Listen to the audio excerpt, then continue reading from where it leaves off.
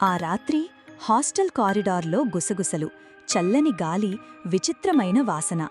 Watchman రాత్రి rounds వేస్తుంటే 302 room దగ్గర ఒక ఎవరో నిలబడి ఉన్నట్లు చూశాడు.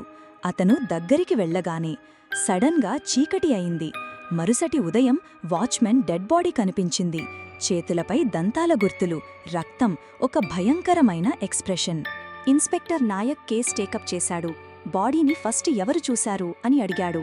స్టాఫ్ వాచ్మెన్ని లాస్ట్ ఈవినింగ్ చూశాం అన్నారు.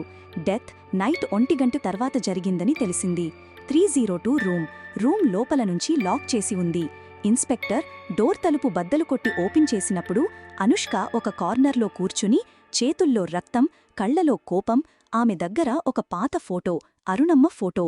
రూంలో గాలిలో ఏదో ప్రకంపనలు, ఏదో శక్తి ఉన్నట్లు ఫీలయ్యింది. పూర్తి వీడియో చూడటానికి లింక్ డిస్క్రిప్షన్లో ఉంది.